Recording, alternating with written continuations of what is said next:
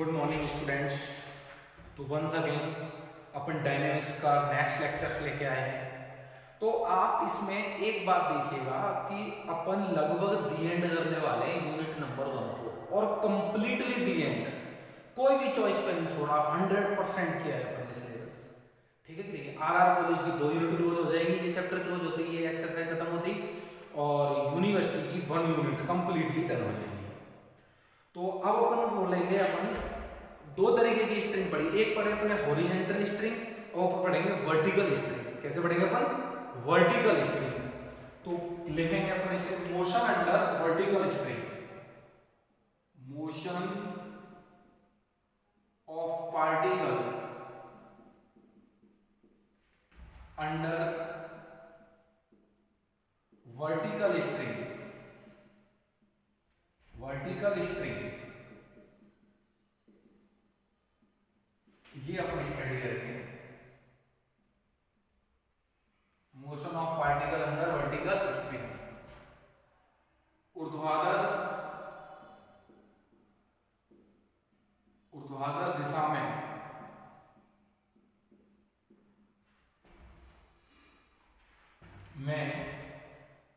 रस्सी से गति।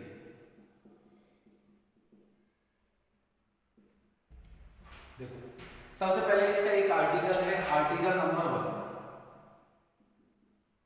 आर्टिकल 1, ये आर्टिकल क्या कहता है कि एल लेंथ की एक स्ट्रिंग है, एल लंबाई की एक स्ट्रिंग है। तो मैं लिख लेता हूं, सही है? लिखने की जरूरत नहीं है, आप आर्टिकल नंबर 1 देखें, मैं आपको समझा दूंगा। ठीक है कि नहीं? अब आप यार इतने समझदार तो हो कि आप बुक से कॉपी कर सकते हो। एल लंबाई की कोई स्ट्रिंग है, तो केस नंबर 1 में इस तरीके से एक स्ट्रिंग लटकी हुई है, ठीक है, जिसकी लेंथ कितनी है? एल है। किस पॉइंट से लटकी हुई है? ए पॉइंट से। इस तरीके से फ्री लटकी हुई है एल लंबाई की लेंथ। ये इसका केस 1 है, पोजीशन नंबर 1 है, स्थिति 1 है।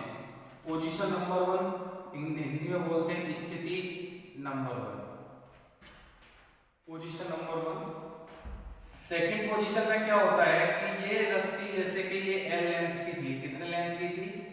एल लेंथ की थी, ए पॉइंट पर लटकी हुई थी। ये पॉइंट मान लीजिए ओ पॉइंट है। ओ पॉइंट पर एक भार लटकाया जाता है, कण का भार mg। कितना लटकाया जाता है इसके ऊपर? mg वेट लटका दिया जाता है। m लटका जाए जिससे नीचे खिसक जाती है। कितनी खिंच जाती है? ये b लंबाई तक खिंच जाती है। ये कितना हो गया? ये कितना हो गया? जैसे इसे मान लीजिए बी पॉइंट हो गया, ये बी पॉइंट हो गया, ठीक है। ये पॉइंट कितना हो गया? ओ पॉइंट हो गया, नीचे खिंच जाती है। अच्छा, जब ये नीचे खिंच जाती है तो कण का भार mg तो किधर लगेगा? नीचे की ओर लगेगा। एन टाइम पीरियड जो टी नोड होगा, जो तनाव होगा, टी नोड ऊपर की ओर लगेगा। ठीक है कि नहीं है? 1 मिनट रुकिएगा, जस्ट 1 सेकंड आप लोग, है ना, 1 सेकंड। यस, करेक्ट है। तो कण का भार mg, नीचे जो टी नोड, देखो क्या किया, रस्सी लटकी पड़ी थी, इस सिरे से mg लटका दी तो खिंच जाएगी नीचे। ठीक, कितनी खिंच गई? b खिंच गई। तो संतुलन की अवस्था में कण का भार mg और ऊपर की ओर लगेगी। तो मैं यहाँ पे क्या लूंगा इस स्थिति में? संतुलन की अवस्था में, बैलेंस पोजीशन में, संतुलन की अवस्था में, संतुलन की अवस्था में आप क्या बोल सकते हो कि टी नोड का जो वैल्यू होगी वो किसके बराबर होगी? mg के बराबर होगी। टी नोड की वैल्यू किसके बराबर? टी नोड ऊपर है, mg नीचे, दोनों संतुलन में बैलेंस हो जाएंगे एक दूसरे से, बैलेंस पोजीशन है। इसका मतलब क्या हो गया? टी नोड का मान lambda elasticity coefficient is equal to mg। पहले लेंथ कितनी थी? l थी, इस टाइम लेंथ कितनी है? l प्लस b थी, और नेचुरल लेंथ घटा दीजिए उसमें से, l से l कट गया तो कितना आ गया? Lambda b by l is equal to mg।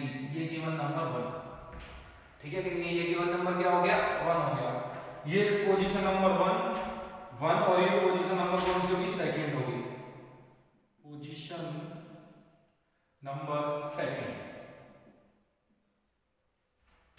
आगे बढ़ते हैं ना।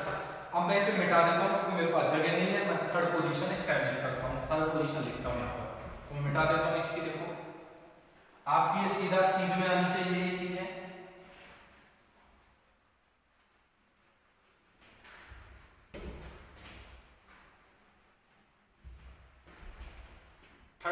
किया है कि जैसे भाई यहाँ तो रस्सी लटकी हुई थी, ये ए पॉइंट था, ये बी पॉइंट था, रस्सी की लंबाई कितनी थी, एल थी, एम द्रव्यमान का वेट लटकाया तो कहाँ पहुंच गई वो, मान लीजिए कि वो सी पॉइंट तक पहुंच गई। ये कितनी डिस्टेंस कवर कर गई, ये डिस्टेंस कवर कर गई। ठीक है, अब इसको थोड़ा सा खींचा, ये ओ पॉइंट आ गया, कितना ओ पॉइंट आ गया। ठीक है, इसको थोड़ा सा खींचा सी पॉइंट तक, कितनी दूरी हो गई है, सी दूरी नीचे खींचा, और खींचने के पश्चात फिर छोड़ दिया। जब छोड़ा तो वापस पी पॉइंट पर आ गई, वापस किस पॉइंट पर आ गई, पी पॉइंट पर आ गई। तो जो ओ से डिस्टेंस है इसकी मैंने क्या मान ली, एक्स मान ली। दोबारा सुनो, यहाँ पर तो रेस्ट पोजीशन थी, बैलेंस पोजीशन ऊपर, अब इसको थोड़ा सा नीचे खींच दिया, किस पॉइंट तक, कैपिटल सी पॉइंट तक खींच दिया, कैपिटल सी पॉइंट तक खींचा और फिर छोड़ दिया।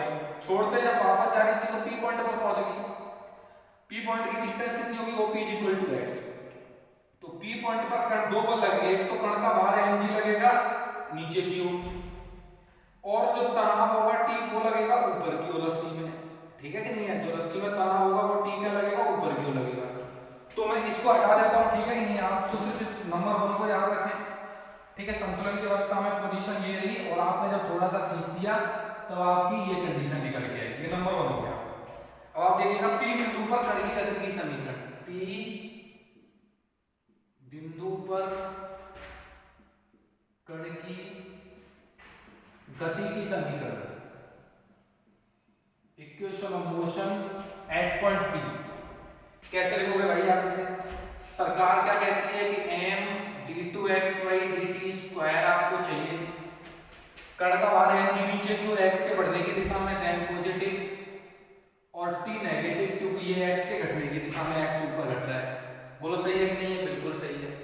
अगले स्टेप में m d2xy dt square mg minus t तनाव निकालेंगे किससे, हुके नियम से, लैम्डा नेचुरल लेंथ कितनी है नीचे, l है, इस टाइम लेंथ कितनी है देखो, p पर है पार्टिकल, तो l plus b plus x कितनी है, l plus b plus x, natural कितनी थी, l, तो l यहां से घटा देंगे अपन, तो इस l से ये l क्रॉस हो जाएगा। अगले स्टेप में देखो क्या आ रहा है, m d2xy dt square mg minus lambda से multiple lambda b by l minus में लैम्डा x बाई l। तो देखो mg और लैम्डा b बाई l दोनों सेम है, तो ये आपस में क्या हो जाएंगे, क्रॉस हो जाएंगे, आपस में क्या हो जाएंगे, ये क्रॉस हो जाएंगे। कहां से, 1 से देखो ये दोनों क्रॉस हो गए अपने पास, फिर बचेगा क्या अपने पास, नेक्स्ट आप देखिएगा, that implies d2xy dt square minus lambda by ml into x। ये किसकी समीकरण आ गई भाई, ये SHM की समीकरण आ गई, सिंपल हार्मोनिक मोशन की समीकरण आ गई। जे वेयर जवाब म्यू की वैल्यू कितनी है, लैम्डा अपॉन ml है, म्यू की वैल्यू कितनी है, लैम्डा अपॉन ml है, देन टाइम पीरियड भी निकल आएगा, then time period 2 pi upon under root में ml, म्यू की वैल्यू कितनी है, lambda upon ml, lambda upon ml, तो कितना आ जाएगा 2 पाई अंडर रूट में कितना हो जाएगा, ml अपॉन लैम्डा। ये मेरे पास क्या आ गया, टाइम पीरियड भी आ गया, क्या आ गया बेटा इसका, टाइम पीरियड भी आ गया। अच्छा, अब आप नेक्स्ट देखिएगा ना, मैं इसे मिटा देता हूं, टाइम पीरियड आ गया, अब मैं इसे मिटा देता हूं। ये मेरे पास 80 की SHM आ गया, टाइम पीरियड आ गया इसका। अच्छा, मैं इस इक्वेशन को ऐसे भी लिख सकता हूं, देखो t का मान अभी आपने बताया था, जो t का मान है, जो t का मान था वो लैम्डा b बाई l था। ठीक है, t का मान कितना, लैम्डा b बाई l था। अच्छा, तो मैं एक काम कर सकता हूं, है ना, अच्छा t का मान क्या आया था भैया, मैं भूल गया यार, t इक्वल टू आया था लैम्डा, सॉरी ये नहीं था, ये था कि जो mg बराबर था इसका लैम्डा बी बाई एल था। हाँ बिल्कुल सही था ये था। तो देखो यहाँ से किसकी वैल्यू आ जाएगी, यहाँ से मैं जी इधर रखने तो बी को इधर रहने तो क्या था लैम्डा बाई एम एल बचा। तो लैम्डा बाई एम एल की जगह क्या लिख सकते हो आप, जी बाई बी लिख सकते हो। देन आप लिख सकते हो देन इक्वेशन ऑफ एसएचएम, जो आपके पास एचएचएम की समीकरण है उसे आप क्या लिखोगे, देखो आप यहाँ से d2x dt स्क्वायर माइनस में लैम्डा बाई एम एल की जगह जी बाई डी लिख दिया समीकरण नंबर 1 से इनटू x। ये भी किसकी समीकरण है, एसएचएम की, बस वैल्यू चेंज करी है। टेकन एज नंबर 1 ले लो, इसे नंबर दे दीजिएगा 2 नंबर। अच्छा ये नंबर आ गया मेरे पास। और बढ़ते हैं जी आगे, और बढ़ते हैं कैलकुलेशन और करते हैं इसके आगे।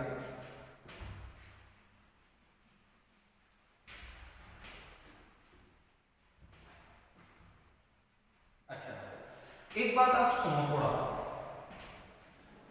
जब रस्सी यहां से ये पार्टिकल सी ऊपर जा रहा है, धीरे धीरे ऊपर बढ़ेगा, तो ये डिस्टेंस सी है, फिर उसके बाद फिर से सी डिस्टेंस कवर करेगा। क्या डिस्टेंस कवर करेगा, सी डिस्टेंस कवर करेगा। अगर ऐसा हो जाए कोई पार्टिकल चल रहा है और चलते चलते ये जो डिस्टेंस है बी की जो डिस्टेंस है पार्टिकल के यहां तक पहुंचेगा, देखो बी पॉइंट तक नहीं पहुंचना चाहिए। बी पॉइंट पर अगर पहुंच गया तो पार्टिकल रस्सी अपनी नेचुरल लेंथ में आ जाएगी। किसमें आ जाएगी, अपनी नेचुरल लेंथ में आ जाएगी। पार्टिकल ऊपर जा रहा है, चलते चलते बी पॉइंट पर आ गया, बी पॉइंट पर पहुंच गया, रस्सी आ गई नेचुरल लेंथ में। और नेचुरल लेंथ से जब वापस जाएगी, जब नेचुरल लेंथ से ऊपर जाएगी तो रस्सी ढीली पड़ जाएगी। रस्सी क्या पड़ जाएगी, ढीली पड़ जाएगी। और रस्सी ढीली पड़ जाएगी तो ये वाली जो इक्वेशन है वो नहीं लगेगी। फिर कैसे लगेगी, फिर जब रस्सी ढीली पड़ गई होगी, रस्सी ढीली पड़ गई तो सिर्फ गुरुत्वाकर्षण के नियम से जो गति होती है वो होगी। भाई आप एक चीज समझिए थोड़ा सा, अगर मैं आपको आइडिया दूं, जैसे ये रस्सी है, ये इस टाइम तनी हुई है, ठीक है कि नहीं, ये इस तरीके की कोई रस्सी है, ये तनी हुई रस्सी है। अगर ये ए पॉइंट है, ये आपके पास बी पॉइंट है, यहां तक सही है। लेकिन जैसे जब इससे ऊपर जाएगी तो भैया ये रस्सी ढीली पड़ जाएगी, रस्सी ढीली पड़ जाएगी, तनाव खत्म। तो ये पार्टिकल सिर्फ गुरुत्वाकर्षण जो ग्रेविटेशनल फोर्स होते हैं, मोशन होती है, उसके अलावा गति करेगा कहां तक, जब तक इसकी लेंथ इतनी हो जाएगी। तो सही है कि नहीं है, इतनी लेंथ में तो ये क्या करेगा, ग्रेविटेशनल करेगा, क्या करेगा, गुरुत्वाकर्षण की गति करेगा। तो आप ये देखिएगा, मैं लिखूंगा 2 केस है। केस नंबर 1, केस नंबर 1, यदि जो सी लेंथ है बी से छोटी है, अगर सी का मान बी से छोटी है तो कण की गति एसएचएम होगी। ये तो कोई शक नहीं है, कण की गति एसएचएम होगी, सिंपल हार्मोनिक मोशन होगी। कोई दिक्कत नहीं। केस नंबर 2, जब सी का मान 20 से बड़ा आ जाए या बराबर आ जाए, बराबर आ जाए तो तनाव खत्म, और बड़ा निकल जाए तो तनाव खत्म। मैं लूंगा तब बी बिंदु पर आने पर, जब पार्टिकल बी पॉइंट पर आएगा, रस्सी ढीली पड़ जाएगी, रस्सी ढीली पड़ जाएगी, string will be loose. String क्या हो जाएगी भैया, लूज हो जाएगी। और स्ट्रिंग लूज हो जाएगी तब कण की गति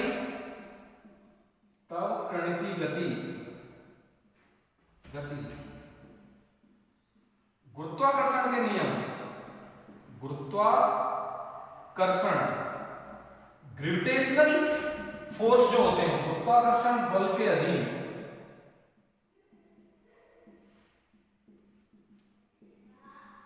होगी।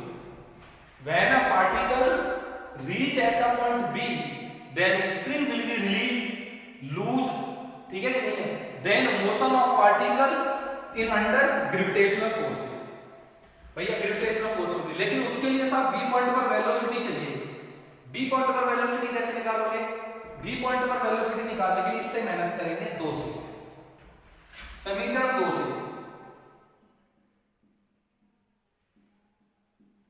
देखो बेटा क्या लिख सकता हूं, इसे लिख दूंगा, देखो जरा, v dv by dx equal to minus g by v x. अगले स्टेप में v dv minus g by v x dx। क्या कर दो भाई, इसका इंटीग्रेट कर दो। क्या कर दो, इनका इंटीग्रेट कर दो, v dv और माइनस में जी वी एक्स dx। इंटीग्रेट कर दिया तो देखो बेटा आगे क्या आएगा, घटाओ में इसका।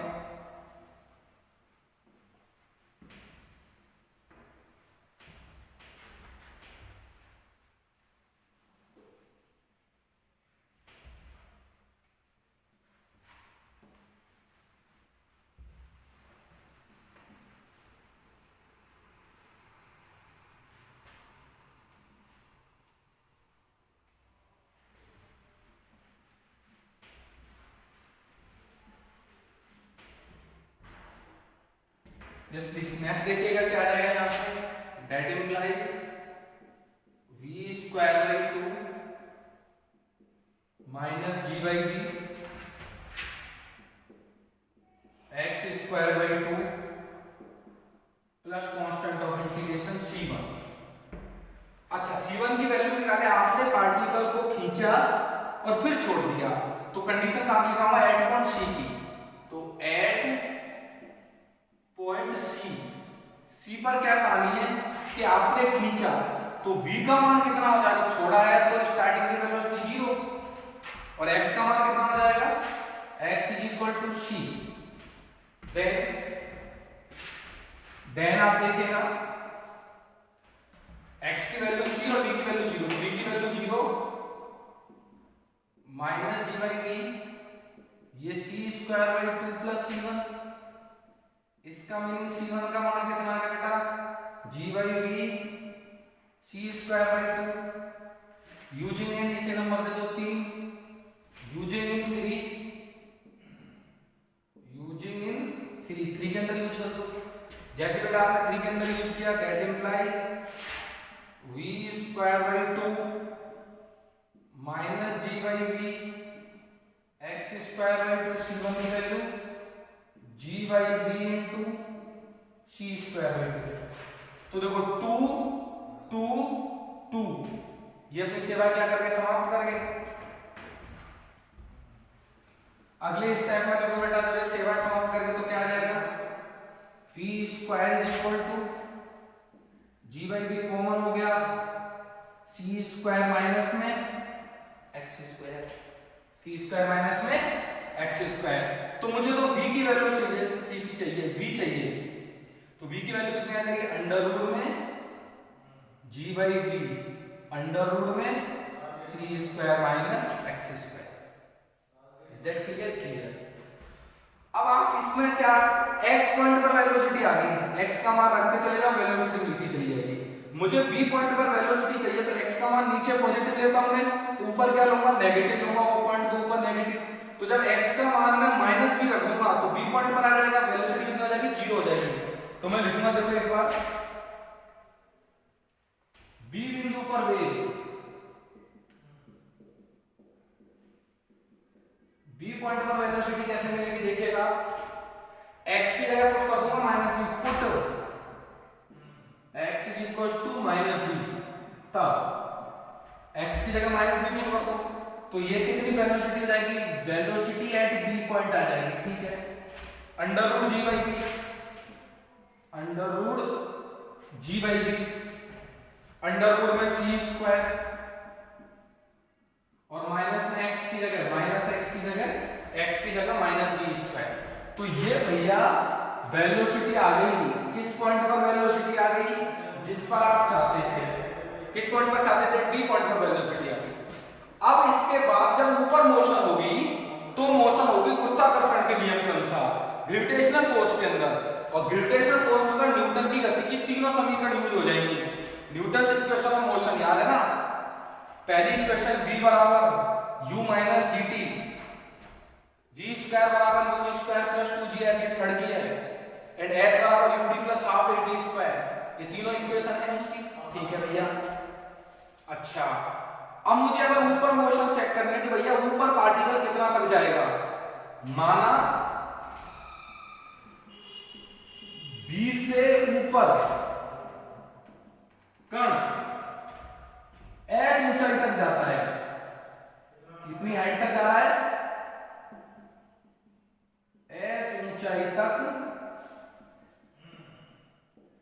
जाता है। कितनी हाइट तक जाता है बेटा?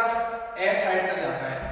जब ये हाइट h तक जाता है, ऊपर जा रहा है h हाइट तक, तब न्यूटन की गति की तीसरी समीकरण से, तब थर्ड इक्वेशन से, तृतीय समीकरण से, by the third equation of motion, particle b से ऊपर कितना जा रहा है? h जा रहा है। तो थर्ड इक्वेशन से देखिएगा क्या थी third equation? v square u square 2gh, चिन्ह आएगा माइनस में, ऊपर जाती हुई इक्वेशन में माइनस लेते हैं, नीचे आती हुई इक्वेशन में प्लस लेते हैं। आप फिजिक्स में सब जानते हो। अब v से स्टार्ट कर रहा है, तो इनिशियल वेलोसिटी कितनी होगी? vb। लास्ट की वेलोसिटी, इनिशियल वेलोसिटी कितनी होगी बेटा? vb का स्क्वायर माइनस 2gh। लास्ट में चलता चला जा रहा है, चलता चलता कहां तक जाएगा? जहां पर उसकी वेलोसिटी जीरो हो जाएगी। जहां वेलोसिटी जीरो हो जाएगी तो लास्ट की वेलोसिटी कितनी होगी? इसकी जीरो हो गई। इसका मीनिंग क्या हो गया कि 2gh का मान कितना आ गया? vb square. इसका मीनिंग क्या हो गया कि गुरुजी h का मान कितना आ गया? vb स्क्वायर बाई 2g आ गया। तो मैं बोल सकता हूं पार्टिकल मैक्सिमम कितनी हाइट कवर करेगा? इतनी h। vb का मान रख दो, vb स्क्वायर का मान रख देते हैं इसमें। तो देखो भाई क्या सीन आ रहा है, मिटाता हूं मैं इसे।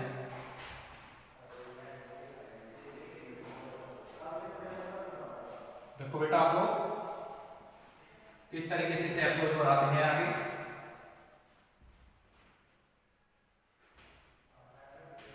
किस तरीके से बढ़ाते हैं इसके। अब ये कहां तक जा रहा है? h हाइट ऊपर तक जा रहा है। किसका मान रख दो? vb स्क्वायर का। vb स्क्वायर का मान ये ना, सही है कि नहीं? vb स्क्वायर का मान ये रहा, ये रहेगा, सॉरी ये मान है। So then that implies h की वैल्यू कितनी हो जाएगी? vb square. नीचे कितना आ रहा है? 2g आ रहा है। ऊपर vb स्क्वायर मतलब g by b c square minus b square. तो g से g कट गया। सो h की वैल्यू कितनी आ गई बोलो? c square minus b square by 2। लो भाई पार्टिकल कितना ऊपर जाएगा? h हाइट तक जाएगा। कितना ऊपर तक जाएगा? h height. और h इस तरीके से दी जाती है। अच्छा ये नंबर ले लीजिएगा आप अपने पास 3, और ये नंबर ले लीजिएगा आप अपने पास 4। ठीक है, 3 और 4 मैंने नंबर ले लिए।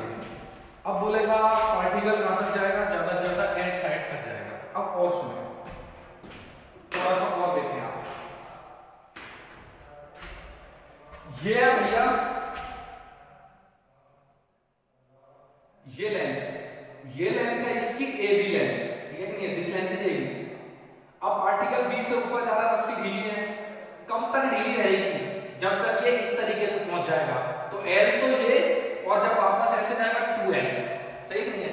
जब तक ये 2L डिस्टेंस तक जाएगा तब तक रस्सी ढीली रहेगी, और रस्सी ढीली रहेगी मतलब SHM नहीं होगी। SHM नहीं होगी। तो SHM न होने की कंडीशन, तो मैं क्या लिखूंगा? SHM न होने की स्थिति, न SHM न होने की कंडीशन, न होने की कंडीशन, पुनः न होने की, वापस, सही ना? वापस SHM कब नहीं होगी? जब नहीं होगी भैया जो आपका h का मान है वो 2L से छोटा रहे या बराबर रहे। लेकिन मतलब 2L तक ये वाली लेंथ L, और ऐसे चलते चलते ये लेंथ 2L। जब तक 2L से छोटा है मतलब रस्सी ढीली ही है, रस्सी ढीली ही है, SHM नहीं होगी। लेकिन जब बड़ा हो जाएगा तो मतलब SHM पुनः स्टार्ट हो जाएगी। मैं बोलता हूं SHM न होने की कंडीशन, सही है ना?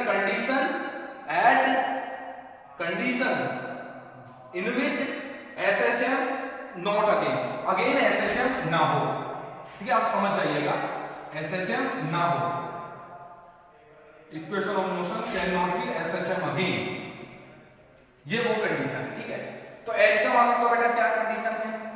h का मान c square, just 1 second, c square minus b square by 2BL it should be 2B is less than equals to 2L, less than equals to 2L। अच्छा अच्छा एक मिनट यार, जस्ट 1 सेकंड बेटा, एक मिनट रुकना। ये कंडीशन क्या आ रही है एक बार बुक में देखना है, बुक में क्या कंडीशन आ रही है एक बार ये देखना है ना। हाँ जी बेटा बिल्कुल सही चल रहे हैं, कोई गड़बड़ नहीं है। इसको उधर गुणा कर दीजिए तो c square minus b square 4bl, इसका मतलब सी स्क्वायर का मान कितना आ गया, बी स्क्वायर प्लस 4bl। ये वो कंडीशन है पुनः एसएचएम न होने की कंडीशन, सही है कि नहीं है? ये वो कंडीशन है जिसमें एसएचएम दोबारा नहीं होगी, ये उसकी कंडीशन है, ठीक है नहीं है? तो इस तरीके से अपन ने कंप्लीट आर्टिकल किया, बेहद इंपॉर्टेंट आर्टिकल है। आपके पास आर्टिकल आएगा तभी ही आप इसके आगे के क्वेश्चंस कर पाएंगे, ठीक है कि नहीं है? अच्छा पहली कहानी is that I think clear, I think आप लोगों को क्लियर होगी कि इसकी कहानी किस तरीके से चली। इसके अलावा देखो इसमें 2 क्वेश्चन और हैं, ठीक है, जिसे अपन अपना हाथों हाथी कवर कर लेते हैं, क्योंकि फिर उसके बाद वो वापस पुनः स्टार्ट करना पड़े तो वो अच्छा नहीं लगता। इसी बेस पर है अपन आराम से उनको खत्म कर लेते हैं।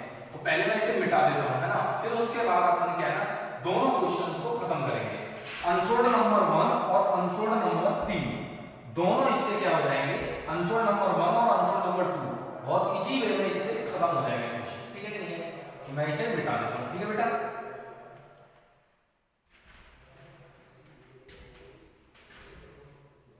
ठीक है तो मैं इससे मिटाता हूं फर्स्ट क्वेश्चन, जल्दी मिटा दो।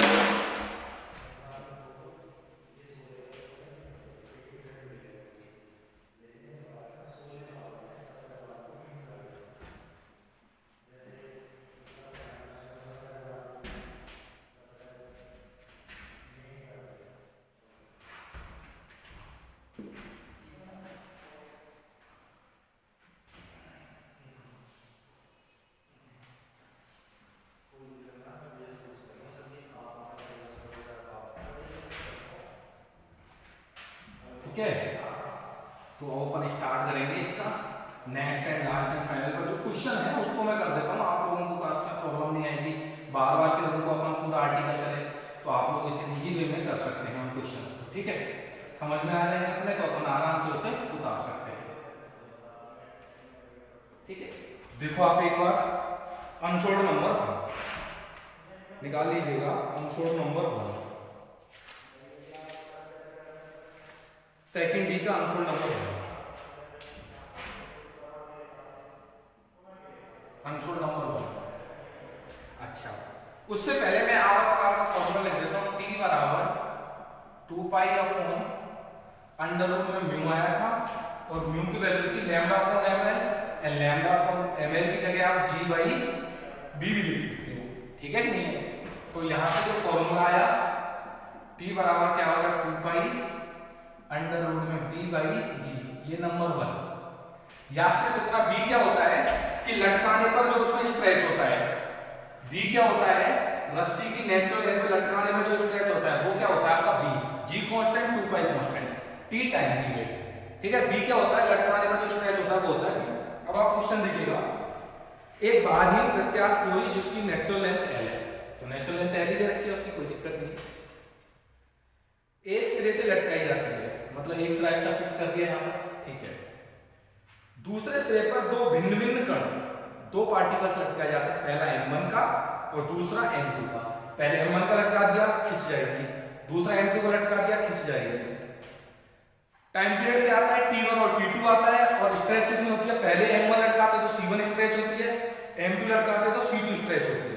प्रूव करना है t1 square minus t2 square की वैल्यू ये होगी, ठीक है। तो क्वेश्चन समझ में आ गया आप लोगों के, m1 लटका हुआ है c1 खिंच जाएगी टाइम पीरियड t1, m2 लटका हुआ है c2 खिंच जाएगी टाइम पीरियड t2। तो कैसे लिखोगे आप इसे, देखिएगा आप इस बात को, मैं लिखूंगा पहले तो ये लाइन स्टार्ट करने से पहले हम जानते